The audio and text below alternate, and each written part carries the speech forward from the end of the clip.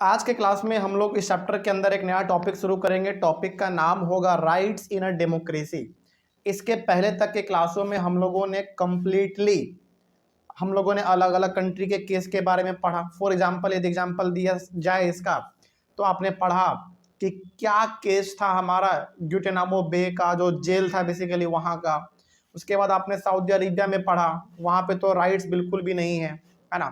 उसके बाद हम लोगों ने यूगोस्लाविया के बारे में पढ़ा। यूगोस्लाविया के अंदर भी खास करके हमने कोसोवो के बारे में पढ़ा। तो इन तमाम प्रकार के जगह के बारे में पढ़ने से हम लोगों को ये मोटा मोटी आइडिया मिल गया है कि आखिर राइट्स क्या होता है, लोगों का किस तरीके से लोगों को टॉर्चर करना, किस तरीके से उनके अधिकारों को छीना जाता है। यहाँ तक तो हम लोग ये चीज़ समझ चुके हैं, ठीक है। अब हम लोग एक्चुअली में ये पढ़ने वाले हैं कि यदि कहीं पर डेमोक्रेसी है तो वहाँ पे राइट्स का क्या मतलब है। जैसे हम लोग कहते हैं कि इंडिया एक डेमोक्रेटिक कंट्री है, तो हमको ये भी पता है कि इंडिया एक डेमोक्रेटिक कंट्री है, लेकिन हमको ये भी पता है कि हमारे पास अपना कुछ अधिकार है। तो वही हम लोग इसमें देखेंगे कि आखिर हमारे पास क्या क्या अधिकार हैं और ये अधिकार होता क्या है, राइट्स होता क्या है, इसके बारे में देखेंगे। तो हमारा मेन टॉपिक है राइट्स इन अ डेमोक्रेसी। इसके अंदर हम लोग सबसे पहला टॉपिक पढ़ेंगे, छोटा वाला, वो है व्हाट आर राइट्स। आखिर ये राइट्स है क्या, जरा इसके बारे में पहले देखते हैं। इसका पहला तो इसका डेफिनेशन ही है, rights are reasonable claims of a person recognised by society and sanctioned by law. कहने का मतलब राइट्स जो है ना, एक आदमी का अपना क्लेम है। क्लेम का मतलब है कि ये उसका अधिकार है। राइट्स का सिंपल सा मतलब क्या समझे आप, इंसान का अधिकार। उसको दिया किसने, सोसाइटी ने दिया। सोसाइटी ने दिया के मतलब क्या कि गली मोहल्ले ने दिया, नहीं, सोसाइटी ने दिया। इसका मतलब है कि हम सभी लोगों ने मिल के एक कानून बनाया जिसके तहत सभी लोगों को बराबर अधिकार हमने दे दिया। और ये जो हमारे पास अधिकार है, ये क्या किसी के बोलने से केवल है क्या, नहीं, ये रिटन रूप में है हमारे कॉन्स्टिट्यूशन में। तो राइट्स मतलब सिंपल सा अधिकार, और ये अधिकार हम लोगों को किसी एक इंसान ने नहीं दिया है, बल्कि हमारे बहुत बड़े बड़े पॉलिटिकल लीडर्स ने मीटिंग किया है, डिस्कस किया है, आखिर इस पे कंक्लूजन निकाला है कि आखिर लोगों के पास अधिकार किस किस प्रकार के होने चाहिए। और ये अधिकार हमारे पास जो है ये पूरी तरीके से रिटन रूप में है, जो कहाँ पे लिखा हुआ है, हमारे कॉन्स्टिट्यूशन में लिखा हुआ है, सिंपल। तो यही हमारा है राइट्स, ठीक है। आगे बढ़ते हैं। The claims we make should be reasonable. ये जो हमारा क्लेम है, क्लेम मतलब सिंपल सा आप यहाँ पे समझो, हमारा जो अधिकार है ये रीजनेबल है। रीजनेबल मतलब ये है, यहाँ पे सिंपल सा ये कहा जा रहा है कि हमारा अधिकार ही रहेगा, कोई इसको छीन नहीं सकता या फिर इसका कोई उल्लंघन नहीं कर सकता। जैसे हम लोगों ने देखा ग्वांटानामो बे में, सऊदी अरेबिया में, यूगोस्लाविया में राइट्स का वहाँ पे किस तरीके से धज्जी उड़ाया जा रहा था, ये हम लोगों ने पूरी तरीके से देख लिया।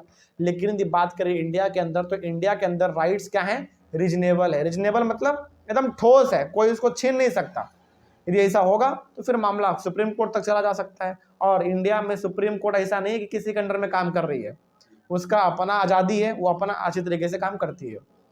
उसके बाद है the claims we make should be recognised by the society we live इन।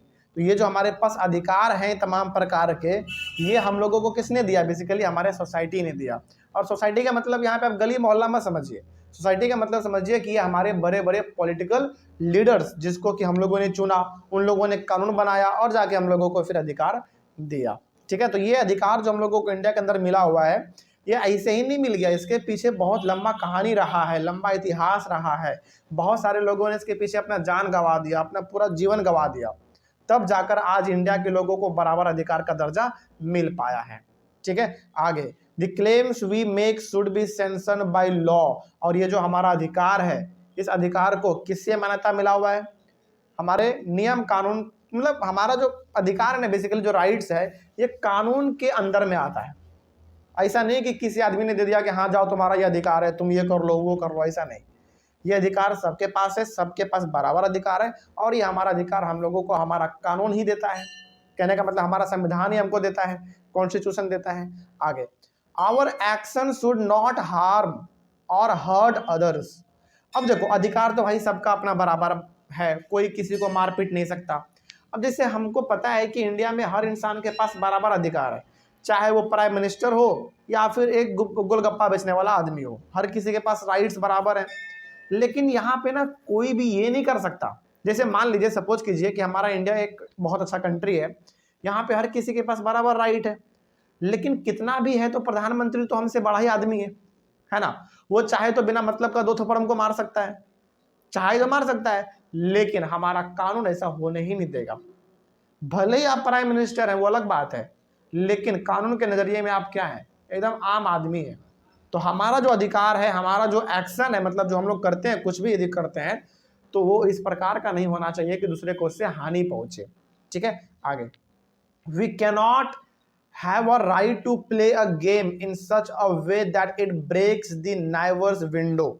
सोचो, यहां तक का तो कानून हमारे पास इतना है, मतलब इस प्रकार का भी हमारे पास अधिकार है कि आप गली मोहल्ले में आप ऐसा गेम खेलो जिससे कि बगल वाले का खिड़की टूट जाए, इसके ऊपर भी कानून है। सोचो, मतलब हालांकि गली मोहल्ले में क्रिकेट खेलते हैं, दूसरे का कांच टूट जाता है, यदि गली मोहल्ले का आदमी है तो छोड़ देता है, लेकिन अधिकार क्या कहता है, हमारा राइट से कहता है कि आप ऐसा नहीं कर सकते हैं। किसी का आप नुकसान क्यों कर, मतलब किसी का नुकसान आप नहीं कर सकते हैं, सिंपल सा। गली मोहल्ले में क्रिकेट खेलना, दूसरे का कांच तोड़ देना, एक तरीके से क्या है, लोगों को हर्ट पहुंचाना ही है, ये आप नहीं कर सकते हैं। सोचो, यहाँ तक छोटे छोटे चीज़ों के लिए भी हमारे कंट्री में कानून है, लेकिन क्या इस प्रकार का कानून आपको सऊदी अरेबिया में, यूगोस्लाविया में, गुटेनामो बे में देखने को मिला क्या? बिल्कुल भी नहीं। सोचो, यानी कि यहाँ पे आप किसी का यदि कांच तोड़ देते हैं ना, तो उसके ऊपर भी अलग कानून है, मतलब मामला चल सकता है, पुलिस तक जा सकता है, पुलिस स्टेशन तक जा सकता है। इस प्रकार का कानून हमारे इंडिया में चलता है। तो ये बेसिकली हमारे राइट्स हैं एक डेमोक्रेसी के अंदर। ठीक है, आगे बढ़ते हैं। नेक्स्ट हमारा टॉपिक है, why do we need rights in a democracy. बिल्कुल सही बात है, और यह सवाल होना भी चाहिए कि यदि हमारा कंट्री एक इंडिया डेमोक्रेटिक कंट्री है, यानी कि इंडिया के अंदर डेमोक्रेसी है, तो यहाँ पे राइट्स हमको चाहिए क्यों, क्यों हमारे पास राइट्स होना चाहिए, इसके बारे में जरा हम लोग देखेंगे। देखिए, ध्यान में रखिएगा, ये सब ना टॉपिक है, और टॉपिक के लास्ट में लगा हुआ क्वेश्चन मार्क, तो हो सकता है कि यही टॉपिक क्वेश्चन के रूप में आ जाए। तो बहुत ही ध्यान से इसको पढ़िएगा और बहुत ध्यान से इसको समझने की कोशिश कीजिएगा, क्योंकि कई बार एग्जाम में टीचर ना जानबूझ के टॉपिक ही डाल देंगे क्वेश्चन में, और बनता भी है, सिंपल सा क्वेश्चन बन रहा है कि why do we need rights in democracy. अब आप इसको एक्सप्लेन करो, कैसे करोगे? तो इसके लिए जरूरी है कि आप इसको ध्यान से समझें और इसको ध्यान से पहले सुने, उसके बाद आगे बढ़ेंगे हम लोग। तो एक डेमोक्रेसी में हम लोगों को राइट्स क्यों चाहिए भाई, जरा देखा जाए क्यों चाहिए। In a democracy every citizen has the right to vote. देखो, यदि हमारे पास राइट नहीं होगा डेमोक्रेसी में, तो क्या हम अपने लीडर को वोट देकर चुन पाएंगे? नहीं चुन पाएंगे।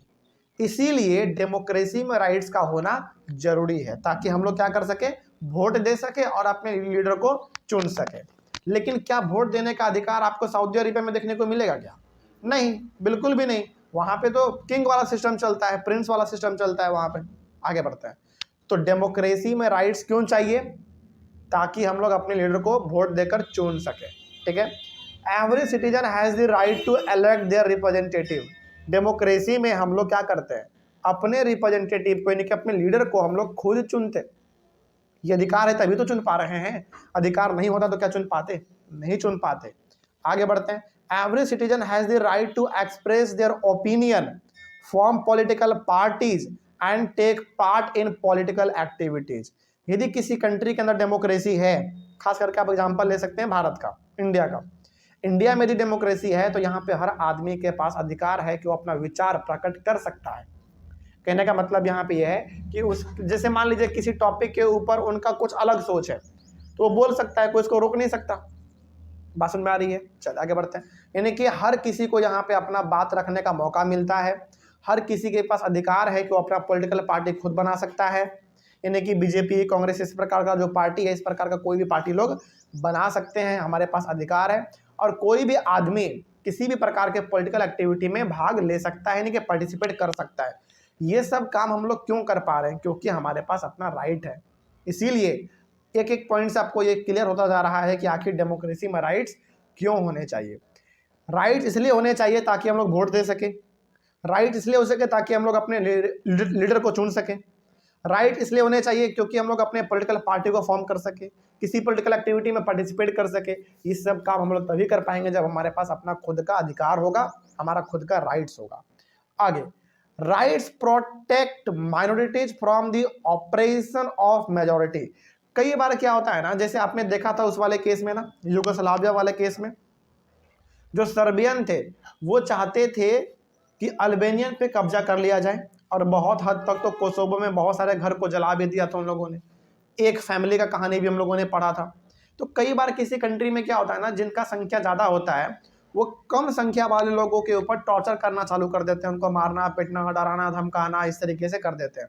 लेकिन यदि आपके यहाँ पे डेमोक्रेसी है, आपके पास अधिकार है, राइट्स है, तो ये कोई भी नहीं कर सकता। जैसे इंडिया में आपको पता है कि हिंदू मेजॉरिटी में है तो माइनॉरिटी में मुस्लिम है, लेकिन क्या कोई भी किसी को हमें परेशान कर सकता है क्या? नहीं कर सकता। मान लीजिए यदि आप कर भी लेते हैं तो बड़ा भयंकर कानून है इसके पीछे, आप बचेंगे नहीं, आपको सजा मिलना ही मिलना है। ठीक है, थोड़ा लेट से मिलेगा लेकिन मिलेगा जरूर। ठीक है, आगे बढ़ते हैं। तो राइट्स हम लोगों को डेमोक्रेसी में इसलिए चाहिए ताकि हम लोगों को प्रोटेक्ट किया जा सके कि हाँ भैया मैजॉरिटी वाला माइनॉरिटी पे अत्याचार ना करे, टॉर्चर ना करे, इस तरीके से, इसलिए राइट चाहिए भाई। आगे, rights ensure that the majority can not do what ever it likes. यानी कि मेजॉरिटी के अंदर में, मेजॉरिटी मतलब जिनका संख्या ज़्यादा है, उनके मन में जो आएगा वो कर लेंगे क्या? ऐसा कुछ नहीं, उनको हर कदम फूक फूक के चलना पड़ता है। यानी कि वो कुछ भी यदि गलत करेंगे समाज के अंदर, सोसाइटी के अंदर, तो उनको भुगतना पड़ेगा, और भुगतना पड़ता भी है। ठीक है, और ये सब चीज़ इसलिए हो पाता है क्योंकि हमारे पास अपना राइट्स है। यदि राइट्स नहीं होता, ये राइट्स हम लोगों को कौन देता है? हमारा कॉन्स्टिट्यूशन देता है। यदि ये राइट्स हमारे पास आज नहीं होता तो कोई भी मेजॉरिटी वाला आदमी माइनॉरिटी वाले को मार पीट के चला जाता है ना, कोई कुछ बोल नहीं पाता। लेकिन आज हमारे पास बहुत एक से एक कानून है। आगे बढ़ते हैं। समटाइम्स इलेक्टेड गवर्नमेंट्स में नॉट प्रोटेक्ट और में even attack the rights of their own citizens. कई बार तो ऐसा भी होता है, हालांकि इंडिया में ऐसा कभी हो नहीं सकता, लेकिन किसी किसी कंट्री में ऐसा देखा गया है कि जो इलेक्टेड गवर्नमेंट है, यानी कि जिस गवर्नमेंट को हमने चुन के बनाया, कभी कभार वो भी ना हमारे राइट्स के साथ खिलवाड़ करने लगती है। मतलब कि हमारे अधिकार को वो खुद छीनने लगती है, हमको बराबर दर्जा ना देना, हमको छोटा समझ लेना, हमको जॉब में मौका ना देना, इस प्रकार का। कई बार गवर्नमेंट भी इस तरीके का काम करती है। लेकिन यदि आपके कंट्री का कानून बहुत ठोस है तो कोई भी इस प्रकार का हरकत कर ही नहीं सकता, और इंडिया में खास करके तो हो ही नहीं सकता ये चीज़। ठीक है, क्योंकि इंडिया का कानून बहुत सख्त है, और यहाँ पे तो ऐसे ऐसे पॉलिटिकल ऑर्गेनाइजेशन है जिनका नज़र पूरी तरीके से गवर्नमेंट की एक्टिविटी पर रहता है कि कुछ भी गलत करेगा तुरंत चक्का जाम कर देंगे, तुरंत रोड जाम कर देंगे, इस तरीके से। तो गवर्नमेंट भी यहाँ पे फूक फूक के कदम चलती है। आगे, that is why some rights need to be placed higher than the government so that the government can not violate this. देखो, कुछ अधिकार हमारे ऐसे हैं ना जो कि गवर्नमेंट के अंडर में भी नहीं आते हैं। कहने का मतलब ये हो गया कि हमारे कुछ चीज़ों पर गवर्नमेंट का भी बस नहीं चलता। एग्जाम्पल इसका हम देते हैं, बड़ा अच्छा एग्जाम्पल है। जैसे आपको पता है कि इंडिया के अंदर हिंदू, मुस्लिम, सिख, ईसाई, जैन, बुद्ध, अलग अलग धर्म के लोग रहते हैं। गवर्नमेंट को ये जरा सा भी अधिकार नहीं है कि वो किसी भी रिलीजन के अंदर इंटरफेयर कर सके। यानी कि हिंदू वाले लोग अपने धर्म के अंदर जैसे पूजा पाठ करना है, जैसे रहना है वो रह सकते हैं, मुस्लिम वाले भी रह सकते हैं, सिख, ईसाई जो भी हैं, मतलब जो अपने धर्म को जैसे फॉलो करना चाहता है वो कर सकता है। इसमें जरा सा भी गवर्नमेंट इंटरफेयर नहीं कर सकती है। तो बताओ, ये अधिकार गवर्नमेंट से भी ऊपर है कि नहीं है? बिल्कुल है भाई। तो कुछ अधिकार ऐसे हमारे पास है जो कि गवर्नमेंट के अंडर में भी नहीं आती है, वो अधिकार हमारा खुद का है। ठीक है, अच्छा मान लीजिए यदि सारा अधिकार गवर्नमेंट के अंडर में दे दिया जाए, हो सकता है कि गवर्नमेंट का मूड कभी चेंज हो जाए और हम लोगों के ऊपर टॉर्चर करना चालू कर दे, हमारे धर्म के अंदर खिलवाड़ करना चालू कर दे। इसीलिए हमारे संविधान ने कुछ कुछ अधिकार ऐसे हैं जो कि गवर्नमेंट को दिए ही नहीं है, बल्कि उनसे भी ऊपर रखा है कि आपका इस पर कोई कब्जा नहीं रहेगा। ठीक है, आगे बढ़ते हैं। In most democracies the basic rights of the citizen are written down in the constitution. देखो, अधिकतर जो डेमोक्रेटिक कंट्री हैं उस डेमोक्रेसी के अंदर, यानी कि वहाँ कंट्री में क्या क्या अधिकार हैं, क्या क्या लोगों के पास राइट्स हैं, ये सब लिखा रहता है वहाँ के कॉन्स्टिट्यूशन में। उसका एक अच्छा एग्जाम्पल हमारा भारत भी है। भारत के अंदर आपको पता है आज लगभग 140 करोड़ लोग रहते हैं। तो सबके पास बड़ा बड़ा अधिकार है, लेकिन ये अधिकार किस किस प्रकार का है ये सब हमारा लिखा हुआ है हमारे इंडियन कॉन्स्टिट्यूशन में लिखा हुआ है, जिसमें से हम लोग लगभग 5-6 अधिकार के बारे में हम लोग इस चैप्टर में पढ़ेंगे। जैसे राइट टू इक्वालिटी हो गया, राइट टू फ्रीडम हो गया, राइट अगेंस्ट एक्सप्लॉयटेशन हो गया, इन सब प्रकार के अधिकार के बारे में पढ़ेंगे। लेकिन ये सबका सब अधिकार हमारा लिखा हुआ कहाँ पे है, हमारे कॉन्स्टिट्यूशन में मेंशन किया हुआ है। ठीक है, चल इस तरीके से हमारा ये टॉपिक भी कंप्लीट हुआ। तो ये लगभग 8-9 पॉइंट यहाँ पे लिखे गए थे, जिनसे आपको ये अंदाजा मिल गया होगा कि आखिर एक डेमोक्रेटिक कंट्री में राइट्स हम लोगों को क्यों चाहिए। ठीक है, चल इस तरीके से हमारा टॉपिक कंप्लीट होता है। नेक्स्ट टॉपिक है हमारा rights in the Indian constitution, यानी कि अब हम लोग बात करने वाले हैं पूरी तरीके से इंडिया के अंदर कि आखिर हमारे पास क्या क्या अधिकार है। इंडिया का कॉन्स्टिट्यूशन यदि है, हालांकि है, बिल्कुल अच्छा है, मतलब कि इंडियन कॉन्स्टिट्यूशन में किन किन राइट्स को लिखा गया है जो कि हर इंसान के पास भी है, उनके बारे में अब हम लोग एक एक करके डिस्कस करेंगे, लेकिन अगले वाले क्लास। ठीक है, इस टॉपिक को हम लोग नेक्स्ट क्लास में शुरू करते हैं। Thank you very much. Next topic हम लोग डिस्कस करेंगे चैप्टर के अंदर rights in the Indian constitution. इस टॉपिक में बेसिकली हम लोग ये पढ़ने वाले हैं कि हमारे इंडियन कॉन्स्टिट्यूशन में किन किन प्रकार के राइट्स के बारे में जिक्र किया गया है और हमारा इंडियन कॉन्स्टिट्यूशन किस किस प्रकार का राइट्स हम लोगों को देता है। ठीक है, इसके बारे में ही हम लोग इस टॉपिक में पढ़ेंगे। तो मेन टॉपिक होगा हमारा rights in the Indian constitution, और इसके अंदर हमारा छोटा छोटा टॉपिक आपको देखने को मिल जाएगा, जिसमें हम लोग पहला पढ़ेंगे राइट टू इक्वालिटी, उसके बाद फिर हम लोग पढ़ेंगे राइट टू फ्रीडम, फिर उसके बाद पढ़ेंगे right to freedom of religion, उसके बाद फिर पढ़ेंगे राइट अगेंस्ट एक्सप्लॉयटेशन, और उसके बाद फिर पढ़ेंगे कल्चरल एंड एजुकेशनल राइट्स, उसके बाद फिर पढ़ेंगे how can we secure this rights, जिसका मतलब हो गया कि मतलब ये बेसिकली बात करता है राइट टू कॉन्स्टिट्यूशनल रेमेडीज का, इसके बारे में ही बात करेंगे। और उसके बाद फिर हमारा नया टॉपिक एक चालू हो जाएगा। तो पहले हम लोग इन तमाम प्रकार के राइट्स के बारे में पढ़ लेते हैं, उसके बाद फिर नेक्स्ट टॉपिक को चालू करेंगे। ठीक है, तो हमारा अभी का फिलहाल क्लास चालू किया जाए, जिसमें हमारा पहला है राइट टू इक्वालिटी। अच्छा, यहाँ पे भी 3-4 पॉइंट लिखे गए हैं, जरा इसको पहले भी देख लेते हैं। पहला इसमें कहा गया है कि in India rights are mentioned in the constitution. India में जो भी राइट्स हैं हमारे पास, जो भी अधिकार हैं, वो हमारे हवा में नहीं है, बल्कि हमारे एक रिटन रूप में है, वो हमारे कॉन्स्टिट्यूशन में लिखा हुआ है। ठीक है, आगे some rights which are fundamental to our life are given a special status, they are called fundamental rights. यानी कि हमारे पास ना कुछ ऐसे अधिकार हैं जिसको हम लोग कहते हैं फंडामेंटल राइट्स। फंडामेंटल राइट्स का मतलब है कि ऐसा अधिकार, ऐसा राइट्स जो कि आपको मिलना ही चाहिए, किसी भी हाल में मिलना ही चाहिए, तो उसी को हम लोग क्या कह देते हैं, फंडामेंटल राइट्स। अच्छा, आपने पढ़ा होगा ना कि सेल को हम लोग क्या कहते हैं, फंडामेंटल यूनिट ऑफ लाइफ कहते हैं सेल को। मतलब कि यदि हमारा जो लाइफ है वो किस पे बेस्ड है, सेल पे बेस्ड है, उसी प्रकार से हमारा जो पूरा जीवन है वो किस पे बेस्ड है, फंडामेंटल राइट्स पे बेस्ड है। तो फंडामेंटल राइट्स का मतलब ही हो गया ऐसे अधिकार, ऐसे राइट्स जो हमारे जीवन के लिए बहुत ज़्यादा जरूरी है। ठीक है, तो उसी को हम लोग कहते हैं फंडामेंटल राइट्स। उसके बारे में हम लोग पढ़ेंगे। Our constitution provide 6 fundamental rights. तो हमारे लिए ना, हालांकि राइट्स तो कॉन्स्टिट्यूशन में बहुत सारे हैं, लेकिन 6 ऐसे राइट्स हैं जो हमारे लिए क्या है, फंडामेंटल है, यानी कि जो बहुत इंपॉर्टेंट है। तो हमारे कॉन्स्टिट्यूशन में 6 फंडामेंटल राइट्स डिस्कस किए गए हैं, उनके बारे में जरा देखते हैं कौन कौन सा है। These 6 फंडामेंटल राइट्स आर, पहला है राइट टू इक्वालिटी, दूसरा है राइट टू फ्रीडम, तीसरा है right to freedom of religion, चौथा है राइट अगेंस्ट एक्सप्लॉयटेशन, पांचवा है कल्चरल एंड एजुकेशनल राइट्स, और लास्ट 6 नंबर वाला है आपका राइट टू कॉन्स्टिट्यूशनल रेमेडीज। ठीक है, तो इन तमाम प्रकार के राइट्स के बारे में हम लोग अब एक एक करके डिस्कस करने वाले हैं, जिसमें हम लोग सबसे पहले डिस्कस करेंगे राइट टू इक्वालिटी के बारे में। देखते हैं इसमें क्या होता है। इक्वालिटी का सिंपल सा मतलब क्या है, बराबर, सब कोई क्या है, बराबर है, लेकिन इसमें कुछ विशेष बातें भी लिखी गई हैं, तो उसके बारे में भी हम लोग नजर डालेंगे। पहला पॉइंट इसमें कहा जा रहा है कि the constitution says that the government shall not deny to any person in India equality before the law. कहने का मतलब हमारा संविधान यानी कि हमारा कॉन्स्टिट्यूशन ये साफ साफ कहता है कि गवर्नमेंट किसी भी इंसान के साथ भेदभाव नहीं कर सकता, यानी कि हर आदमी उसके नज़र में क्या है, इक्वल है, बराबर है।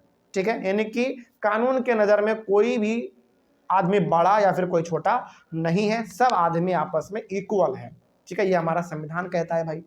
आगे, it means that the laws apply in the same manner to all regardless of a person status. इसका मतलब ये हो गया कि आप भले ही कितना ही अमीर आदमी क्यों ना हो या फिर गरीब क्यों ना हो, इससे कोई फर्क नहीं पड़ता।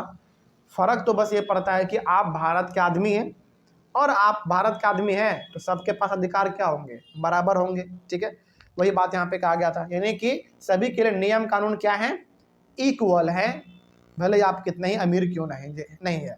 कहने का मतलब जैसे हमारा मुकेश अंबानी है, रतन टाटा है, ये सब कितने अमीर अमीर आदमी हैं, तो क्या अमीर आदमी के लिए कानून अलग है क्या? नहीं, सबके लिए कानून अलग है। तो वही बात यहाँ पे कहा गया था। ठीक है, आगे, this is called the rule of law, और इसी को हम लोग कहते हैं rule of law. Rule of law का मतलब होता है किसका रूल? लॉ का। मतलब कि यहाँ पे लॉ के नज़र में, कानून के नज़र में सब क्या है, इक्वल है, भले आप कितने अमीर या फिर गरीब क्यों नहीं हो, लेकिन यहाँ पे सब कोई क्या है, इक्वल है। इसी को हम लोग कहते हैं रूल ऑफ लॉ। सिंपल। ठीक है, तो यदि कोई पूछे कि बताओ रूल ऑफ लॉ का मतलब क्या है, तो रूल ऑफ लॉ का सिंपल सा मतलब है कि जैसा मतलब ऐसा कंट्री जहाँ पे हर आदमी क्या है, बराबर हैं, सब इक्वल है, उसी को हम लोग कहते हैं rule of law. Simple. Rule of law is the foundation of any democracy, यानी कि डेमोक्रेसी का जो फाउंडेशन है ना, फाउंडेशन का मतलब हो गया कि डेमोक्रेसी यदि किसी चीज पे टिका हुआ है तो वो रूल ऑफ लॉ पे ही टिका हुआ है। कहने का मतलब हो गया कि यदि किसी कंट्री में डेमोक्रेसी है तो ऑब्वियस ये बात है कि वहाँ पे नियम कानून तो होना ही है। ठीक है, आगे, तो बेसिकली डेमोक्रेसी का जो पिलर है, जो फाउंडेशन है, वो हमारा है रूल ऑफ लॉ, यानी कि यहाँ पे हर चीज़ जो होगा वो लॉ से होगा, लॉ के अलावा या फिर ऊपर नीचे कुछ नहीं हो सकता, सब चीज़ कानून के दायरे में रहकर होता है। इसी को हम लोग कहते हैं सिंपल सा रूल ऑफ लॉ। आगे, it means that no person is above the law, कोई भी आदमी कानून से बड़ा नहीं है, सब कानून के अंदर में आता है, यानी कि सब कोई कानून से छोटा ही है। आगे, every citizen from the prime minister to a small farmer is subjected to the same laws. Prime minister से लेकर छोटा सा किसान तक हमारा, यानी कि प्राइम मिनिस्टर से लेकर एक छोटा सा आम किसान भी, सब कोई आपस में बराबर है। ठीक है, आगे, यानी कि सभी के लिए नियम कानून क्या है, इक्वल है, कोई बड़ा नहीं है, कोई छोटा नहीं है, सब इक्वल है। आगे, no person can legally claim any special treatment or privilege just because he or she happens to be an important person. कहने का मतलब यहाँ पे है कि किसी भी आदमी को स्पेशल स्टेटस, स्पेशल दर्जा नहीं मिल सकता। क्यों नहीं मिल सकता? जैसे मान लेते हैं कि आप बहुत अमीर आदमी हैं, तो क्या आपके लिए अलग कानून है क्या? नहीं। मतलब यहाँ पे कहने का मतलब यह है कि चाहे आप कितना ही अमीर क्यों नहीं है या फिर गरीब हैं, कुछ भी है, मतलब सभी के लिए नियम कानून बराबर हैं, आपको किसी प्रकार का विशेष सुविधा नहीं दिया जाएगा, सभी के लिए सुविधा बराबर रहेगा। सिंपल। ठीक है, अच्छा, लेकिन यहाँ पे ना एक पॉइंट हम आपको बताना चाहेंगे, रियल लाइफ में क्या ऐसा होता है? नहीं, ऐसा बिल्कुल नहीं होता। कहने में थोड़ा सा ठीक लगता है कि नियम कानून सबके लिए बराबर है, लेकिन प्रैक्टिकली यदि देखा जाए, ज़मीन पे उतर के देखेंगे आप, तो हमेशा अमीर लोगों को बेनिफिट ज़्यादा मिलता है। जैसे मान लीजिए, सपोज कीजिए कि यदि आप हॉस्पिटल में लाइन में खड़े हैं और एक बड़ा अमीर आदमी आ रहा है, एकदम धनवान आदमी है, क्या कभी भी वो लाइन में खड़ा होगा? नहीं, उसके लिए तुरंत उसको अंदर लेकर जाया जाएगा। अरे सर, आप लाइन में क्यों हैं? अरे आप बोलते हैं, हम खुद आ जाते हैं, आपको आने का क्या जरूरत था? इस प्रकार का होता है, लेकिन ऐसा एग्जाम में लिखना नहीं, ये केवल कहने में ठीक लगता है। ठीक है, आगे बढ़ते हैं। तो मतलब सभी के लिए नियम कानून बराबर है, किसी को स्पेशल ट्रीटमेंट नहीं मिलता है, सभी बराबर हैं आपस में। आगे, the government shall not discriminate against any citizen on the basis of religion, caste, sex or place of birth, यानी कि आपका धर्म क्या है, आपका कास्ट क्या है, आप मेल है, फीमेल है, आपका जन्म कहाँ पे हुआ, गवर्नमेंट को इससे कोई फर्क नहीं पड़ना चाहिए। यानी कि गवर्नमेंट इन सब चीज़ों के ऊपर भेदभाव आपके साथ नहीं कर सकती है। गवर्नमेंट का मकसद ही है कि सभी को बराबर नज़रिए से देखा जाए। ठीक है, उनके नज़रिए में सब कोई इक्वल होने चाहिए। आगे, every citizen shall have access to public places like shops, restaurants, hotel, cinema halls etcetera, यानी कि हर इंसान के पास अधिकार होना चाहिए कि वो पब्लिक प्लेसेस का इस्तेमाल कर सके। जैसे शॉप, दुकान हो गया, रेस्टोरेंट हो गया, होटल हो गया, सिनेमा हॉल हो गया एट्सेट्रा, ये सभी जगह, यानी कि इन सभी जगहों पर हर इंसान जा सकता है, और आज बिल्कुल ये चीज़ है भी। अच्छा, आपको ना आपको क्या लगता है कि सर क्या ये आम बात तो है, इसमें कौन सा खास बात है भाई? लेकिन आपको पता है आज से आप 150 साल 200 साल पीछे चले जाओ, आपको पता चलेगा कि इंडिया के अंदर भेदभाव इतना ज़्यादा था, लोअर कास्ट और अपर कास्ट वाला सिस्टम इतना ज़्यादा था कि लोअर कास्ट का आदमी यदि अपर कास्ट के मोहल्ले में गलती से भी आ जाता था ना, बड़ा गंदा मार उनको मारा जाता था पूरी तरीके से, और गांव से बाहर निकाल दिया जाता था। सोचो, कई बार तो उनके घर को जला दिया जाता था इस तरीके से। लेकिन आज के समय में रेस्टोरेंट हो, दुकान हो, सिनेमा हॉल हो, होटल हो, हर किसी के लिए ओपन है। आज भेदभाव आपको देखने को नहीं मिलता। यहाँ पे आप कह सकते हैं कि इंडिया बहुत आगे बढ़ चुका है। आगे, similarly there shall be no restriction to the use of wells, tanks, bathing ghats, roads, playgrounds etcetera maintained by government. यानी कि जैसे देखो कई बार ना कुआं हो गया, टैंक हो गया, बाथिंग घाट हो गया, बाथिंग घाट मतलब जहाँ पे गाय भैंस बैल बकरी सबको नहलवाते हैं लोग, सड़क हो गया, प्ले ग्राउंड हो गया, इन सभी को कंट्रोल कौन करता है? गवर्नमेंट। और जिस चीज़ पे अधिकार होता है गवर्नमेंट का, उसमें छूट सबको मिलता है, यानी कि सभी को इस्तेमाल करने का मौका मिलता है। लेकिन याद रखिएगा ये चीज़ प्राइवेट प्रॉपर्टी के साथ लागू नहीं होता है, ये चीज़ केवल गवर्नमेंट प्रॉपर्टी के साथ है। जैसे गवर्नमेंट का यदि कोई संपत्ति है उस पर सबका अधिकार है, लेकिन यदि कोई प्रॉपर्टी केवल मेरा है तो ये मेरे ऊपर डिपेंड करता है कि हम परमिशन किसको किसको देना चाहते हैं। जैसे मान लीजिए सपोज कीजिए कि प्लेग्राउंड है जो कि मेरा खुद का है, तो ये मेरे ऊपर डिपेंड करता है कि हम किसको किसको उसमें आने देना चाहते हैं, ये मेरे ऊपर डिपेंड करेगा। लेकिन गवर्नमेंट का जो चीज़ होता है उस पर अधिकार सबका होता है। ठीक है, आगे उसके बाद all citizens have equality of opportunity in matters relating to employment or appointment to any position in the government. यानी कि यहाँ पे सिंपली बात कर रहा है सरकारी नौकरी का। सरकारी नौकरी का यदि बात हो तो हर किसी के पास बराबर मौका है ना। कोई भी आप फॉर्म भरिए, एग्जाम दीजिए, पास हो गए तो आपको नौकरी मिल जाएगा, नहीं पास हो पाएंगे तो नौकरी नहीं मिलेगा, सिंपल सी बात है। यानी कि नौकरी के मामले में भी सबके पास बराबर अपॉर्चुनिटी है। आगे the government of India has provided reservations for scheduled caste जिसको हम लोग शॉर्ट में एससी कहते हैं, शेड्यूल्ड ट्राइब्स जिसको हम लोग शॉर्ट में एसटी कहते हैं, एंड अदर बैकवर्ड क्लासेस जिसको हम लोग इसको ओबीसी कहते हैं। यानी कि रिजर्वेशन भी आपको बहुत हद तक देखने को मिलता है गवर्नमेंट, मतलब कि सरकारी नौकरी में बेसिकली आपको रिजर्वेशन देखने को मिलता है जो कि एससी एसटी और ओबीसी को मिला हुआ है। ठीक है, ये गवर्नमेंट देती है बेसिकली। इन लोगों को रिजर्वेशन इसलिए मिलता है ताकि इन लोगों को समाज में बढ़ने का मौका मिल सके। ठीक है, और इन लोगों को पहले के समय में बहुत ज़्यादा परेशान किया गया था, इनको कभी आगे बढ़ने का मौका नहीं दिया गया था पहले, तो वही मौका आज गवर्नमेंट दे रही है, तो इसमें कुछ गलत नहीं है। आगे, sometimes it is necessary to give special treatment to someone in order to ensure equal opportunity। देखो कई बार ना क्या होता है कि समाज में कुछ ऐसे लोग होते हैं जिनका स्टेटस उतना ऊपर का नहीं होता है। कहने का मतलब यह है कि समाज में कुछ ऐसे लोग होते हैं जो कभी बड़े बड़े पोस्ट पे गए ही नहीं है, क्योंकि उनको कभी जाने का मौका ही नहीं मिला, लोग उसको आगे नहीं बढ़ने दिए, तो उनको आगे बढ़ाने के लिए गवर्नमेंट क्या करती है? रिजर्वेशन दे देती है कि हाँ भैया आपको छूट है, आप आगे बढ़ो, थोड़ा सा भी नंबर लेके आओ, आपको नौकरी मिल जाएगा। इससे क्या होगा कि आपके कास्ट के लोगों को आगे बड़े बड़े पोस्ट पे जाने का मौका मिल जाएगा। ठीक है, ये बहुत अच्छा कदम है गवर्नमेंट का। ठीक है, अच्छा बताओ यदि गवर्नमेंट ऐसा नहीं करती तो बड़े बड़े पोस्ट पे केवल और केवल अपर कास्ट के ही लोग आपको देखने को मिलते, लेकिन आज आप उठा के देखो आपको बड़े बड़े पोस्ट पर हर प्रकार के कास्ट के लोग मिल जाते हैं। ठीक है, आगे, The Constitution says that reservations of this kind are not a violation of right to equality। अच्छा, अब आपके मन में सवाल आना चाहिए था कि सर हम लोग बात कर रहे हैं राइट टू इक्वालिटी का, यानी कि बराबर अधिकार का, लेकिन सर यहाँ पे तो ये भी देखने को मिल रहा है कि एससी एसटी ओबीसी इनको थोड़ा सा अधिकार ज़्यादा मिला हुआ है, जनरल को अधिकार उतना नहीं मिला हुआ है, तो ये इक्वालिटी कैसे हुआ? ये तो इक्वालिटी नहीं हुआ फिर। लेकिन गवर्नमेंट क्या बोलती है? गवर्नमेंट बोलती है कि ये इक्वालिटी ही है। क्यों इक्वालिटी है? क्योंकि पहले आपने राज किया, पहले लोअर कास्ट को आगे बढ़ने का मौका नहीं मिला, अब मिल रहा है, तो इक्वालिटी ही तो है। तो गवर्नमेंट इसको भेदभाव के तौर पे नहीं समझती है, गवर्नमेंट के नज़रिए में क्या है? इक्वालिटी ही है।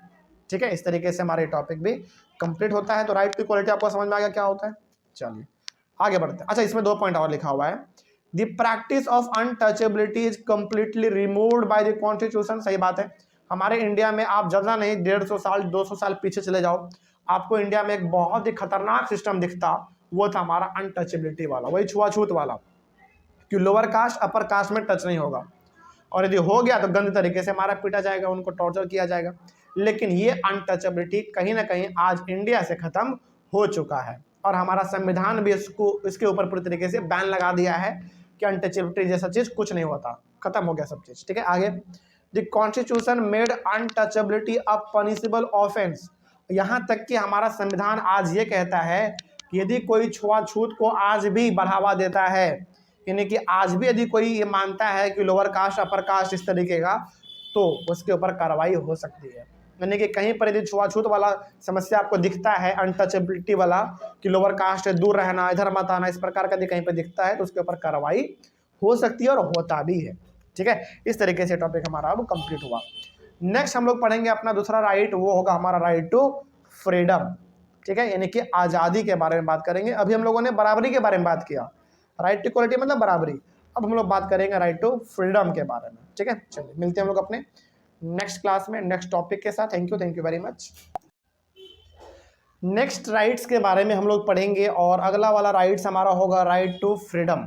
यानी कि हम लोग इसमें ये भी देखने वाले हैं कि हमारा जो कॉन्स्टिट्यूशन है, इंडिया का कॉन्स्टिट्यूशन, ये हम लोगों को राइट टू फ्रीडम भी प्रोवाइड करता है। यानी कि फ्रीडम का सिंपल सा मतलब है आज़ादी, लेकिन किस चीज़ का आज़ादी? हर चीज़ करने का आज़ादी, सिंपल सा है। लेकिन अब हम लोग क्या क्या कर सकते हैं, इसके बारे में हम लोग देखेंगे। तो यही हम लोग इसमें डिस्कस करेंगे कि आखिर राइट टू फ्रीडम क्या होता है, और यदि राइट टू फ्रीडम हमारे पास अधिकार है तो संविधान इसके अंदर क्या क्या हम लोगों को कहता है, इसके बारे में थोड़ा सा बात करते हैं। पहला पॉइंट इसमें कहा गया है कि the Indian constitution provides all citizens the right to freedom of speech and expression, assembly in a peaceful manner, form associations and unions, move freely throughout the country, reside in any part of the country, practice any profession। कहने का मतलब ये जो हमारा संविधान है, India का constitution, ये हर इंसान को कुछ फ्रीडम देती है, जिसमें से पहला फ्रीडम हमारा क्या है? Freedom of speech and expression. यानी कि आपको जो मन करे बोलने का आप वो बोलो। अब जो बोलने का मतलब ये नहीं है कि आप किसी को भी गाली दे रहे हैं, ऐसा नहीं, मतलब इस तरीके से आपको जो बोलना है बोलो, इस तरीके से, ताकि आगे वाले को बुरा ना लगे, हर्ट ना हो, उसका फीलिंग उसका हर्ट ना हो। तो स्पीच का मतलब क्या हो गया? स्पीच का मतलब यहाँ पे सिंपल सा हो गया कि आपको जो बोलना है आप बोलो, लेकिन अपने बोलने पे इतना कंट्रोल होना चाहिए कि सामने वाले का फीलिंग हर्ट ना हो जाए। ठीक है, और स्पीच का मतलब यहाँ पे ये भी है कि आपको जिस भाषा में बोलना हो आप उस भाषा में बोलिए, आपको कोई नहीं रोक सकता। ठीक है, और एक्सप्रेशन का मतलब हो गया कि सिंपली अपने आप को जिस भाषा में एक्सप्रेस करना है, जिस भाषा में आपको बोलना है, आप जिस भाषा में कंफर्टेबल हैं आप उसमें बोलिए, कोई दिक्कत नहीं है। तो ये हमारे पास अधिकार है, मतलब कि हमारे पास आज़ादी है, कोई हमको रोक टोक नहीं सकता। उसके बाद और क्या आज़ादी है भाई? Assembly in a peaceful manner. मान लीजिए कि आपको ना एक जुलूस निकालना है, मान लीजिए आपको जुलूस निकालना है या फिर आपको प्रोटेस्ट करना है, तो प्रोटेस्ट करने का भी आपके पास अधिकार है। यानी कि प्रोटेस्ट करना हो गया, जुलूस निकालना हो गया, रैली निकालना हो गया, ये सब आपके पास अधिकार है। लेकिन ये सब किस तरीके से होना चाहिए? एकदम पीसफुल मैनर में होना चाहिए, शांतिपूर्ण तरीके से होना चाहिए, जरा सा भी इसमें लड़ाई झगड़ा ये सब नहीं दिखना चाहिए। तो ये भी अधिकार हमारे पास है। आगे, form associations and unions. Association बोलो या फिर यूनियन बोलो, इसका मतलब होता है संगठन, सिंपल सा, अपना कुछ ग्रुप बनाना लोगों का। तो ग्रुप बनाने का भी आपके पास अधिकार है। यानी कि आप इसमें ये भी कह सकते हैं कि आप पॉलिटिकल पार्टी भी बना सकते हैं, ये सब आपके पास अधिकार है। यानी कि ये सब आपके पास आज़ादी दिया गया है हमारे संविधान के द्वारा। Move freely through out the country. India के अंदर आपको जहाँ घूमने का मन करे आप वहाँ घूम लो, ये भी आपके पास आज़ादी है, कोई नहीं रोक सकता आपको। Reside in any part of the country. India के किसी भी कोने में आप रह लो, कहीं भी चले जाओ, ये सब आपके पास अधिकार है, आज़ादी है, कोई आपको रोक टोक नहीं सकता। Practice any profession. आपको जो रोजगार करना हो आप वो कर लो, कोई दिक्कत नहीं है। आपको टीचिंग में जाना है चले जाओ, डॉक्टरी में जाना है चले जाओ, इंजीनियरिंग में जाना है चले जाओ, कोई रोकने टोकने वाला आपको नहीं है। यानी कि ये ऐसे कुछ अधिकार हैं हमारे पास, आज़ादी है जो हमारे पास है, कोई हमसे छीन नहीं सकता। ठीक है, आगे ये तो कुछ अधिकार हो गए। अगला नेक्स्ट पॉइंट देखते हैं क्या लिखा हुआ है। Every citizen has the right to all these freedoms. तो ये जो आपने कुछ आज़ादी के बारे में आपने पढ़ा ऊपर में, ये हर इंसान के पास है, यानी कि हर इंसान जो चाहे वो कर सकता है, उसको कोई रोक टोक नहीं सकता। Freedom is not unlimited licence to do what one wants. अब देखो, फ्रीडम का मतलब ये नहीं है कि आपके पास अनलिमिटेड लाइसेंस हो गया। अनलिमिटेड लाइसेंस का मतलब आपके मन में जो आ रहा है आप वो करे जा रहे हैं, इसका मतलब ये नहीं है। कहने का मतलब, फ्रीडम का मतलब ये है कि आप वही चीज कर सकते हैं जिसका परमिशन आपको आपका संविधान देता है। जो परमिशन नहीं देता है वो आप नहीं कर सकते हैं। क्या आपका संविधान कभी आपको बोला है कि किसी को गोली बंदूक से गोली मार दूं? नहीं बोला है। लेकिन अब यहाँ पे आज़ादी का मतलब कुछ लोग क्या समझ लेंगे कि अरे हमारे पास तो आज़ादी है, हमसे आदमी लड़ाई कर रहा है, गोली मार देते हैं। आपने गोली तो मार दिया, लेकिन इसका कितना बड़ा खतरनाक आपको परिणाम भुगतना पड़ेगा, आपको यही पता है। तो कहने का मतलब, आज़ादी का मतलब ये नहीं होता कि आपके मन में जो आ रहा है आप वो करते जा रहे हैं। नहीं, आज़ादी का मतलब ये है कि आपके पास वो सब कुछ करने का अधिकार है जो आपको संविधान करने का मौका देती है। उसके अलावा कुछ भी करोगे तो फिर जेल का चक्कर काटना पड़ेगा। सिंपल है। आगे, the government can impose certain reasonable restrictions on our freedoms in larger interest of the society. जैसे देखो, कई बार क्या होता है ना, हमारे आज़ादी के ऊपर गवर्नमेंट कभी कभार रोक लगा देती है। लेकिन वो रोक क्यों लगाती है? ताकि हमारा सोसाइटी गलत रास्ते में ना चला जाए। जैसे एग्जाम्पल के तौर पे आप इसको ऐसे समझो, आपको पता है कि हर किसी को बोलने का अधिकार है, लेकिन बोलने का अधिकार का मतलब ये थोड़ी है कि सामने वालों को आप गाली बकते जाओ। ऐसा तो बिल्कुल भी मतलब नहीं है। तो हमारा गवर्नमेंट क्या बोलता है? हमारा गवर्नमेंट ये बोलता है कि देखो भाई, बोलने का अधिकार सबको है, लेकिन सामने वाला गाली गलौज कर रहा है तो फिर आप इसके खिलाफ जाके केस बुक कर दो। सिंपल। तो यहाँ पे हम समझाना ये चाह रहे हैं कि आपके पास आज़ादी तो है सब कुछ करने का, लेकिन कई बार ये आज़ादी लोग गलत तरीके से समझ लेते हैं और फिर गवर्नमेंट को वहाँ पे पाबंदी लगाना पड़ता है, और गवर्नमेंट इसके ऊपर पाबंदी लगा भी सकती है और लगाती भी है। ठीक है, आगे ऐसा इसलिए गवर्नमेंट करती है ताकि सोसाइटी का भला हो सके भाई। ठीक है, आगे बढ़ते हैं। We have the freedom to criticise the government. सोचो, यहाँ तक कि हमारे पास अधिकार तो ये भी है कि हम लोग अपने ही गवर्नमेंट को क्या कर सकते हैं? क्रिटिसाइज कर सकते हैं। सोचो, मान लीजिए कि गवर्नमेंट ने काम किया और आपको पसंद नहीं आया, तो आप गवर्नमेंट को क्रिटिसाइज कर सकते हैं। गवर्नमेंट मुर्दाबाद मुर्दाबाद इस प्रकार का नारा आप लगा सकते हैं, कोई आपको रोक नहीं सकता। ठीक है, ये सब हमारे पास अधिकार है, हमारे पास आज़ादी है।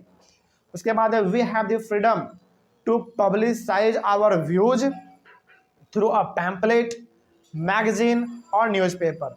यानी कि हमारे पास ये भी आज़ादी है कि हमारा जो विचार है, इस विचार को हम फैला सकते हैं।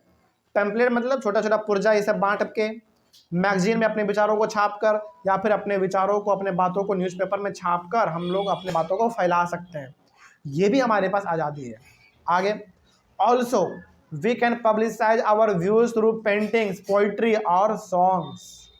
यहाँ तक कि हमने अपने विचारों को पेंटिंग के द्वारा, पोइट्री के द्वारा और गानों के द्वारा भी प्रकट कर सकते हैं। जैसे मान लीजिए, सपोज कीजिए कि हमको सरकार का काम पसंद नहीं आ रहा है, तो सरकार के खिलाफ एक गाना बना देंगे, कविता लिख देंगे, उसके खिलाफ पेंटिंग बना देंगे। तो इस तरीके से आप क्या कर रहे हैं? बेसिकली अपने बातों को एक्सप्रेस कर रहे हैं। और ये सब आप तभी कर पा रहे हैं क्योंकि आपके पास अधिकार है। अधिकार नहीं होता तो इसके बारे में करना तो दूर, आप इसके बारे में सोच भी नहीं सकते थे। जैसे एग्जाम्पल के तौर पे मान लीजिए सऊदी अरेबिया चले जाते हैं। सऊदी अरेबिया में जो किंग कर रहा है वो आपको पसंद नहीं आ रहा है, तो आप कुछ नहीं कर सकते हैं। चुपचाप जो बात है आपको अपने मन में रखना पड़ेगा। यदि ज़्यादा उछल पुछल करेंगे तो फिर उड़ा दिए जाएंगे, सिंपल सी बात है। लेकिन ये सब हम लोग इंडिया में इसलिए कर पाते हैं क्योंकि हमारे पास अधिकार है, हमारे पास अपना राइट्स है। आगे बढ़ते हैं। Citizens have the freedom to hold meetings, processions, rallies and demonstrations on any issue. हम आम इंसान के पास ये भी अधिकार होता है कि हम चाहे तो मीटिंग कर सकते हैं बड़े लेवल पर, प्रोसेशन यानी कि धरना कर सकते हैं, चक्का जाम कर सकते हैं, रोड जाम कर सकते हैं, रैली निकाल सकते हैं, और बड़े लेवल पे हम लोग धरना प्रदर्शन, नारेबाजी भी कर सकते हैं। ये हमारे पास अधिकार होता है। लेकिन but such meetings have to be peaceful. लेकिन ये सब किस मामले में होना चाहिए? मतलब किस तरीके से? पीसफुल तरीके से होने चाहिए, शांतिपूर्ण तरीके से होना चाहिए, कहीं पर लड़ाई झगड़ा देखने को ना मिले। यदि लड़ाई झगड़ा देखने को मिला तब तो फिर पुलिस एक्शन लेगी।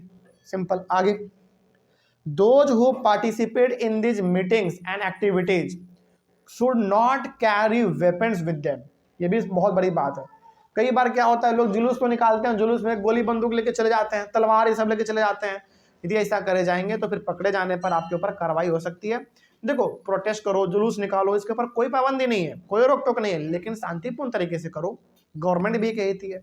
आगे, no person can be killed unless the court has ordered a death sentence, यानी कि किसी भी इंसान को आप जान से नहीं मार सकते हैं। जान से मारने का अधिकार केवल किसके पास है? कोर्ट के पास है। अब किस केस में भाई?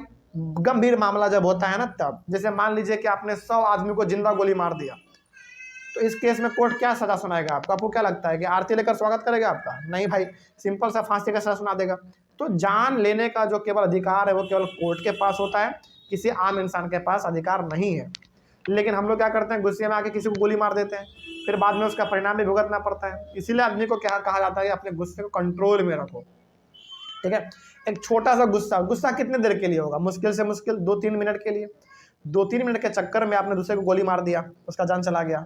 अब जिंदगी भर या तो जेल में गुजारो या तो फांसी पर अटक जाओ। मतलब 2-3 मिनट के गुस्से के लिए आपने पूरा जीवन बर्बाद कर लिया। ऐसा नहीं करना चाहिए। आगे बढ़ते हैं। उसके बाद है, a police officer can arrest or detain any citizen unless he has proper legal justification. मतलब ये हो गया कि पुलिस किसी भी इंसान को अरेस्ट कर सकती है, लेकिन ठोस सबूत के आधार पर। ऐसा नहीं कि पुलिस का मन किया कि आज इसको अरेस्ट कर लेते हैं, कर लिया अरेस्ट, नहीं, ऐसा नहीं। अरेस्ट करना है तो उसके ऊपर पूरी तरीके से ठोस सबूत होना चाहिए कि हाँ वाकई में इस आदमी ने ही क्राइम किया है, तभी इसको अरेस्ट कर रहे हैं, ठीक है। ये सब हमारे पास अधिकार है। कहने का मतलब, बिना किसी सबूत का पुलिस आपको हाथ भी नहीं लगा सकती है, ठीक है। आगे, but police officer has to follow some procedures, लेकिन पुलिस को भी ना कुछ प्रोसीजर को फॉलो करना पड़ता है अरेस्ट करने से पहले। ऐसा नहीं है कि आपके घर पे पुलिस आई और आप उठा के लेके चली गई, ऐसा नहीं होता कभी भी। यदि पुलिस आपको अरेस्ट करने आ रही है तो उसको कुछ नियम कानून का ध्यान रखना पड़ता है, यानी कि उसको भी नियम कानून के अंदर रह के काम करना पड़ता है। अब क्या क्या प्रोसीजर वो फॉलो करते हैं, जरा इसके बारे में देख लेते हैं। 3 पॉइंट इसमें बेसिकली लिखे गए हैं। पहला, a person who is arrested and detained in custody will have to be informed of the reason for such arrest and detention, यानी कि पुलिस यदि किसी को अरेस्ट करेगी तो पुलिस को बताना पड़ेगा कि हम आपको क्यों अरेस्ट कर रहे हैं, यानी कि कारण बताना पड़ेगा। बिना कारण का आप अरेस्ट नहीं कर सकते हैं। पहला प्रोसीजर ये फॉलो करना पड़ता है पुलिस को। दूसरा क्या है, अ person who is arrested and detained shall be produced before the nearest magistrate with in a period of 24 hours of arrest. दूसरा ये है कि यदि पुलिस ने किसी आदमी को अरेस्ट किया तो 24 घंटे के अंदर उस इंसान को मजिस्ट्रेट के सामने पेश करना पड़ता है। किसके द्वारा? पुलिस के द्वारा। नहीं किया, ऐसा करेगा तो पुलिस के ऊपर ही उल्टा कार्रवाई कर सकता है कोर्ट, ठीक है। दूसरा प्रोसीजर हो गया।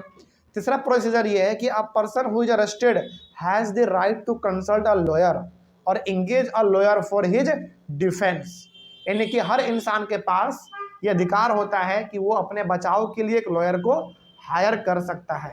यानी कि अब देखो भाई, कोर्ट में जाके आप अपना केस थोड़ी खुद लड़ेंगे, आपको केस के बारे में थोड़ी कुछ पता, आपको नियम कानून के बारे में कुछ नहीं पता है।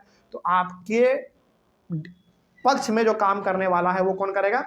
लॉयर करेगा। इसीलिए हर इंसान के पास ये अधिकार होता है कि वो अपना खुद का लॉयर हायर कर सके, ठीक है। तो ये कुछ ऐसे प्रोसीजर हैं जो कि पुलिस को फॉलो करना पड़ता है तब जब वो किसी आदमी को अरेस्ट करता है तब, ठीक है।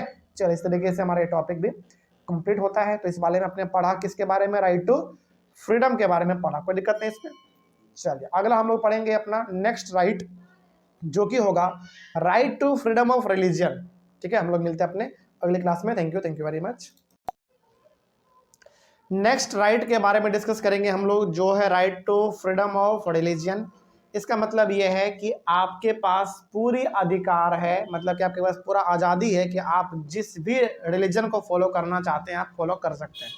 जैसे हमारे इंडिया में बेसिकली देखा जाए तो धर्म तो बहुत सारे हैं, यानी कि रिलीजन बहुत सारे, लेकिन जो प्रमुख हमारे पास वो 4 हैं, हिंदू, मुस्लिम, सिख, ईसाई। तो आपको आपका संविधान ये पूरा अधिकार देता है कि आप जिस भी रिलीजन को फॉलो करना चाहते हैं आप कर सकते हैं, ठीक है। चलिए जरा इसके बारे में देखा जाए कि क्या लिखा हुआ है कि people in India follow different religions. सही बात है, इंडिया में अलग अलग प्रकार के लोग हैं, अलग अलग प्रकार के रिलीजन भी हैं। तो मतलब कहने का मतलब यहाँ पे सिंपल सा है कि अलग अलग प्रकार के लोग अलग अलग रिलीजन को फॉलो करते हैं। कोई हिंदू को फॉलो करता है, कोई मुस्लिम को फॉलो करता है, कोई सिख, कोई ईसाई, इस प्रकार के रिलीजन को लोग फॉलो करते हैं। India is a secular state, state मतलब कंट्री। इंडिया हमारा ना एक सेक्युलर स्टेट है, यानी कि इंडिया सेक्युलर का मतलब होता है एक ऐसा कंट्री जहां पे हर धर्म को वैल्यू दिया जाता है। जैसे आप सऊदी अरेबिया को सेक्युलर कंट्री नहीं कह सकते हैं। आप सऊदी अरेबिया को सेक्युलर कंट्री क्यों नहीं कह सकते हैं? क्योंकि वो केवल और केवल मुस्लिम डोमिनेटेड कंट्री है। लेकिन इंडिया को आप एक सेक्युलर कंट्री कह सकते हैं। सेक्युलर कंट्री का मतलब होता है ऐसा कंट्री जहां पे हर धर्म को बराबर इज्जत, रेस्पेक्ट दिया जाता है। ठीक है, तो इंडिया हमारा क्या एक सेक्युलर कंट्री है, सिंपल। आगे, A secular state is one that does not establish any one religion as official religion. Secular state बोलो या फिर सेक्युलर कंट्री बोलो, इसका मतलब ये होता है कि उस कंट्री के अंदर कोई भी ऑफिशियल रिलीजन नहीं है। जैसे आज तक इंडिया का अपना कोई भी रिलीजन है ही नहीं। हिंदू, मुस्लिम, सिख, ईसाई, जैन, बुद्ध सब इसके अपने धर्म हैं, लेकिन यहाँ पे कोई भी एक ऑफिशियल इनका रिलीजन नहीं है। जैसे हम लोग कहते हैं ना कि भारत का राष्ट्रीय पक्षी क्या है भाई? मोर है। राष्ट्रीय वो मिठाई क्या है भाई? तो जलेबी है। लेकिन राष्ट्रीय धर्म क्या है, यह पता है आपको? नहीं, और ये होना भी नहीं चाहिए, हो भी नहीं सकता। कहने का मतलब इंडिया का अपना कोई भी ऑफिशियल रिलीजन नहीं है, सबको यहाँ पे बराबर दर्जा दिया गया है। ठीक है, आगे, every person has a right to practise and propagate the religion he or she believes in. यानी हमारा संविधान, हमारा कॉन्स्टिट्यूशन हम लोगों को यह अधिकार देता है कि आप जिस भी धर्म में विश्वास रखते हैं, आपको जो धर्म पसंद आता है, आप उस धर्म को आप फॉलो कर सकते हैं, उसको आगे बढ़ा सकते हैं, उसका पूजा पाठ कर सकते हैं। आपको जो करना है करो, कोई दिक्कत नहीं इसमें। यानी कि आपके ऊपर पूरी आज़ादी है, आप जिस धर्म को फॉलो करना चाहते हैं आप कर लो। आगे, a person is free to change religion on his or her own will. यहाँ तक का हमारा संविधान ये भी परमिशन देता है कि यदि आपको कोई रिलीजन पसंद नहीं आ रहा है, उसको छोड़ दो, दूसरे में चले जाओ, या फिर आपको दूसरे में भी नहीं जाना है तो अपने रिलीजन को पूरी तरीके से त्याग दो। सिंपल, मतलब कि आपको रिलीजन फॉलो करना है तो करो, नहीं करना है तो मत करो। ये पूरी आज़ादी हम लोगों को हमारा संविधान देता है, जो कि बहुत बड़ी बात है। आगे बढ़ते हैं। Freedom to practise religion does not mean that a person can do whatever he wants in the name of religion. अब हम लोगों को क्या है भाई, धर्म के ऊपर आज़ादी है पूरी तरीके से, हम दो धर्म को फॉलो करना चाहे कर सकते हैं, लेकिन इसका मतलब ये नहीं है कि आप अपने धर्म के नाम पे जो करना चाहे कर सकते हैं। धर्म के नाम पर बहुत ज़्यादा दंगा फसाद भी होता है कि हम हिंदू हैं, हम मुस्लिम हैं, हम तुमसे पावरफुल है, हम तुमसे ज़्यादा पावरफुल है, इस प्रकार के चीज़ों को लेकर ज़्यादा लड़ाई झगड़ा भी होता है। तो ऐसा आप नहीं कर सकते। यानी कि धर्म आपको फॉलो करना है करो, नहीं करना है मत करो, लेकिन इसके ऊपर कोई गलत काम मत करना। यदि करोगे तो फिर आपके ऊपर कार्रवाई हो सकता है भाई, जेल जा सकते हैं। आगे, religious practices which treat women as inferior are not allowed. देखो, किसी भी धर्म के अंदर महिलाओं को कमजोर नहीं समझना, मतलब नहीं समझा जाता है। हमारा गवर्नमेंट ये कहता है कि ठीक है, हम मानते हैं कि अलग अलग धर्म है, अलग अलग रिलीजन है, लेकिन किसी भी रिलीजन में महिलाओं को छोटा साबित नहीं किया जाए। कहने का मतलब किसी भी रिलीजन के अंदर महिलाओं को भी उतना अधिकार है जितना कि पुरुष को अधिकार है। बात समझ में आ रही है? चलिए आगे बढ़ते हैं। फॉर एग्जाम्पल देख के इसका समझते हैं और समझ में आएगा आपको। One can not force a widowed women to shave head or wear white clothes. सोचो, यानी कि मान लीजिए कि एक महिला है जो कि विधवा है, इसका मतलब हुआ कि जिसके पति डेथ कर गए हैं, तो कोई भी उस विधवा महिला को ये नहीं कह सकता कि अपना बाल मुड़वा लो या फिर तुम वाइट साड़ी पहनो, कोई नहीं कह सकता उसको। लेकिन वो अपने मन से चाहे तो कर सकती है, लेकिन कोई इसको फोर्स नहीं कर सकता। कहने का मतलब किसी भी धर्म के अंदर आप महिलाओं को जबरदस्ती फोर्स नहीं कर सकते हैं। ठीक है, आगे, The government cannot compel any person to pay any taxes for the promotion or maintenance of any particular religion or religious institution. यानी कि यदि आपको मंदिर, मस्जिद, गुरुद्वारा कुछ भी बनाना हो तो उसके नाम पर आप किसी से टैक्स वैक्स नहीं ले सकते हैं जबरदस्ती। लोगों का मन करेगा तो चंदा के रूप में दे देगा, उससे आप बनाइए, लेकिन कोई आपसे धर्म के नाम पर चंदा वंदा नहीं मांग सकता। यदि मान लीजिए मांगता भी है तो आपका मन है तो दीजिए, नहीं मन है तो मत दीजिए, कोई आपको फोर्स नहीं कर सकता।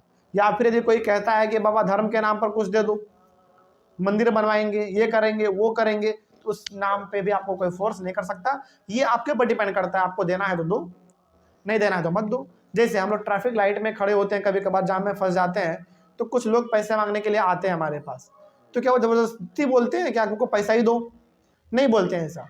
आपको मन है तो दे दो भाई, नहीं मन है तो मत दो। कि वो आपके साथ फोर्स करते हैं क्या? नहीं करते हैं, सिंपल सी बात है। वही बात यहाँ पे कहा गया था कि कोई भी आदमी आपसे जबरदस्ती टैक्स वैक्स नहीं ले सकता धर्म के नाम पर, कि हाँ मंदिर बनाना है, मस्जिद बनाना है, गुरुद्वारा बनाना है, इसके ऊपर नहीं कर सकता। आपके ऊपर डिपेंड करता है, आपको देना है दे दो चंदा के तौर पे, नहीं देना है मत दो, सिंपल। आगे, there shall be no religious instruction in the government educational institutions. यानी कि गवर्नमेंट के जितने भी आपको कॉलेज, यूनिवर्सिटी, स्कूल ये सब दिखते हैं, वहाँ पे किसी भी धर्म को लेकर एजुकेशन नहीं दिया जाता है। जैसे मान लीजिए, सपोज कीजिए कि हमारे इंडिया के अंदर हिंदू का संख्या ज़्यादा है, तो जितने भी सरकारी स्कूल ये सब हैं, वहाँ पे हिंदू धर्म के बारे में पढ़ाना चाहिए। लेकिन क्या ऐसा होता है? नहीं। यदि पढ़ाया जाएगा तो हर धर्म के बारे में पढ़ाया जाएगा, यदि नहीं पढ़ाया जाएगा तो किसी धर्म के बारे में नहीं पढ़ाया जाएगा। कहने का मतलब हर रिलीजन अपने आप में एक अहम महत्व रखता है, किसी के साथ किसी प्रकार का कोई खिलवाड़ नहीं हो सकता। ठीक है, आगे। Similarly in educational institutions managed by private bodies, no person shall be compelled to take part in any religious instruction or to attend any religious worship. ये तो सरकारी का बात हो गया, थोड़ा सा बात करते हैं प्राइवेट का भी। प्राइवेट स्कूल में भी आपके साथ कोई फोर्स नहीं कर सकता। आपको किसी चीज़ में पार्टिसिपेट करना है तो करो, नहीं करना है मत करो। ठीक है, ये कहने का मतलब आपके साथ कोई जोर जबरदस्ती नहीं कर सकता। जैसे मान कई बार स्कूल में होता है ना, प्राइवेट स्कूल में खास करके होता है कि राधा कृष्ण जी बच्चों को बनाया जाता है ना, शिव पार्वती बनाया जाता है अलग अलग फेस्टिवल के तौर पर। तो क्या वहाँ पे बच्चों को फोर्स किया जाता है? नहीं, तुमको बनना ही पड़ेगा राधा रानी, या फिर तुमको कृष्ण का रोल करना ही पड़ेगा, ऐसा नहीं होता है। ऐसा आप कर भी नहीं सकते, क्योंकि भाई आप किसी को भी फोर्स नहीं कर सकते हैं। ठीक है, यही था हमारा right to freedom of religion. इसमें आपने सिंपली ये देखा कि धर्म के ऊपर आपके साथ कोई भी फोर्स नहीं कर सकता। आपको जिस धर्म को फॉलो करना है आप करो, नहीं करना है तो मत करो, कोई आपके साथ जोर जबरदस्ती नहीं कर सकता। ठीक है, अगला हमारा है राइट अगेंस्ट एक्सप्लॉयटेशन। अब इसमें क्या है, जरा इसके बारे में भी देख लिया जाए। इसमें क्या है हमारा, अच्छा, एक्सप्लॉयटेशन का मतलब क्या है? सिंपल सा, एक्सप्लॉयटेशन का मतलब है एक्सप्लॉयट करना, भेदभाव करना, शोषण करना। ठीक है, इस तरीके से इसमें लिखा गया है कि the constitution mentions 3 specific evils and declare this illegal.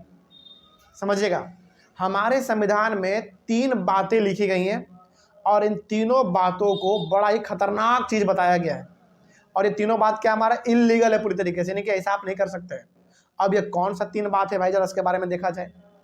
First, our constitution prohibits traffic in human beings. Traffic का मतलब समझते हैं क्या होगा? ह्यूमन ट्रैफिक मतलब, हाँ बिल्कुल सही बात है, आदमी का व्यापार आप नहीं कर सकते हैं। अब आपको लग रहा होगा सर आदमी का व्यापार का मतलब क्या हुआ? आदमी का व्यापार का मतलब है कि आदमी को खरीदना और बेचना। आपको सुनकर बड़ा हैरानी होगा, मतलब आपको अजीब लगेगा सर आदमी को कैसे खरीदा बेचा जा सकता है। लेकिन अंग्रेजों के समय में ऐसा होता था। अंग्रेज क्या करते थे पता है? इंडिया से लोगों को खरीद लेते थे जिंदगी भर के लिए और लेके चले जाते थे अपने देश ब्रिटेन, इंग्लैंड, वहाँ पे लेके चले जाते थे। और वहाँ पे ले जाने के बाद उनसे गंदा गंदा काम करवाते थे और बड़ा खटवाते थे एकदम बैल के तरह। और ये पहले हमारा बहुत ज़्यादा होता था ह्यूमन ट्रैफिक। ठीक है, ये सिंपली ह्यूमन ट्रैफिक का सिंपल सा मतलब है कि आदमी का खरीद बिक्री होना, इसी को हम लोग कहते हैं ह्यूमन ट्रैफिकिंग। लेकिन ये आज पूरी तरीके से हमारे इंडिया में क्या है? बैन है पूरी तरीके से, कोई नहीं कर सकता ये सब। अगला, traffic means selling and buying of human being. Simple सा बात है, ट्रैफिक का मतलब ही होता है इंसान को खरीदना और बेचना। ये हमारे संविधान ने पूरी तरीके से खत्म कर दिया है, यानी कि बहुत ही खतरनाक चीज था। यदि ऐसा आज कोई करता है तो ये क्या हमारा इलीगल है और उसके ऊपर कार्रवाई हो सकती है, और होता भी है कार्रवाई भाई। अगला सेकंड क्या हमारा देखा जाए, our constitution provides forced labour or begar in any form. Forced labour का मतलब है जबरदस्ती काम करवाना, और बेगर का मतलब होता है बिना पैसा दिए काम करवाना। ये दोनों हमारा आज संविधान पूरी तरीके से बैन कर दिया है। हमारा संविधान यानी कि हमारा कॉन्स्टिट्यूशन साफ साफ कहता है कि किसी से आप जबरदस्ती काम नहीं करवा सकते हैं, पहला बात। दूसरा बात, यदि आप किसी से काम करवाएंगे तो बदले में आपको उसको पेमेंट करना पड़ेगा, पैसा देना पड़ेगा, ठीक है। Begar is a practice where the worker is forced to render service to the master free of charge or at a nominal remuneration. Begar का मतलब भी होता है कि आप अपने मास्टर के लिए, मास्टर मतलब अपने साहब के लिए फ्री में काम करो, या फिर फ्री में नहीं तो बहुत ही कम पैसे में, जिससे कि आपका पेट भी नहीं भर पाएगा। सोचो तो वैसे कामों को क्यों करेंगे भाई। लेकिन ये चीज़ हमारे इंडिया में आज पूरी तरीके से बैन है। ये चीज़ कोई भी आज से आज मतलब आपसे कोई नहीं करवा सकता ऐसा चीज़। आगे, when this practice takes place on a life long basis it is called the practice of bonded labour. जैसे मान लीजिए कि कोई आपसे ज़बरदस्ती काम करवा रहा है, लंबे समय तक काम करवा रहा है, आपको करने का काम मन नहीं है उसके साथ, लेकिन वो ज़बरदस्ती आपके साथ आपको काम करवा रहा है लंबे समय से, इसी को हम लोग कहते हैं बॉन्डेड लेबर। बॉन्डेड लेबर का मतलब होता है बंधुआ मजदूर। बंधुआ मजदूर का मतलब आप बंध गए हैं, बंध गए मतलब आप उसके लिए पूरी तरीके से समर्पित हैं, आपको काम करना ही पड़ेगा उसके लिए, भले आपको पैसा दे या ना दे। इसी को हम लोग कहते हैं बॉन्डेड लेबर। तो कहने का मतलब हो गया कि जब आप किसी के लिए काम करते हैं बिना पैसा का या फिर बहुत ही कम पैसे में लंबे समय तक या फिर लाइफ लॉन्ग बेसिस पे जीवन भर के लिए, वही हमारा कहला जाता है बॉन्डेड लेबर, और इसको हम लोग हिंदी में कहते हैं बंधुआ मजदूर, ठीक है। और ये ना अंग्रेजों के समय में इंडिया में बड़ा आम बात था, बहुत ही आम बात था ये। अब तीसरा क्या है, third, our constitution provides child labour. बिल्कुल सही बात है। हमारा संविधान साफ साफ कहता है कि आप बच्चों से काम नहीं करवा सकते हैं, लेकिन कितने साल तक के बच्चे जरा देखा जाए। No one can employ a child below the age of 14 to work in any factory or mine or in any other hazardous work such as railway and ports। कहने का मतलब जिस बच्चे या फिर बच्ची का उम्र 14 साल से कम है उससे आप किसी भी जगह पर कोई भी काम नहीं करवा सकते हैं। यदि आप ऐसा करते हुए पकड़े जाएंगे तो आपके ऊपर कार्रवाई हो सकती है, और होती भी है, ऐसा बात नहीं है, होती भी है। अब इसको पढ़ने के बाद अपने घर में जाके मम्मी को ये मत बोलना कि मम्मी आज से हम बाज़ार का सामान नहीं लाएंगे क्योंकि मेरा उम्र 11 साल है, 12 साल है, नहीं तो फिर मम्मी से चप्पल जूता खाना पड़ सकता है। ये बात कर रहा है सिंपली बड़े लेवल पे, जब आप फैक्ट्री में काम करते हैं तब वहाँ पे आप नहीं कर सकते, लेकिन घर के कामों के लिए कोई रोकेगा टोकेगा नहीं आपको, वो तो घर का काम है भाई, आपको करना ही पड़ेगा, ठीक है। चलिए, इस तरीके से ये टॉपिक हमारा कंप्लीट हो गया। तो राइट अगेंस्ट एक्सप्लॉयटेशन जो हमारा टॉपिक था, इसमें बेसिकली आपको ये बताया गया था कि किस तरीके से हमारे साथ एक्सप्लॉयटेशन होता है। एक्सप्लॉयटेशन मतलब हमारे साथ किस तरीके से भेदभाव होता है, और भेदभाव का मतलब यहाँ पे क्या है, सिंपल सा कि अलग अलग तरीके से काम करना। जैसे आपने पढ़ा बॉन्डेड लेबर के बारे में, ह्यूमन ट्रैफिक के बारे में, इसी को हम लोग कहते हैं आम भाषा में शोषण करना, यानी कि आपका गलत तरीके से इस्तेमाल करना। सिंपल यही था हमारा इसमें। नेक्स्ट हम लोग पढ़ेंगे अपने अगले वाले क्लास में, वो होगा हमारा कल्चरल एंड एजुकेशनल राइट्स। उसके बाद हमारा इसमें एक टॉपिक और बचता है, how can we secure this rights, जिसमें हम लोग बात करते हैं basically right to constitutional remedies का बात करते हैं। ये हम लोग अपने नेक्स्ट क्लास में खत्म कर लेंगे। उसके बाद फिर चलेंगे हम लोग अपने अगले टॉपिक पे, जो कि हमारा होगा एक्सपेंडिंग स्कोप ऑफ राइट्स, ठीक है। चलिए, तो मिलते हैं हम लोग अपने नेक्स्ट क्लास में, और नेक्स्ट क्लास में हम लोग शुरू करेंगे कल्चरल एंड एजुकेशन राइट्स। तब तक के लिए thank you very much and have a nice day.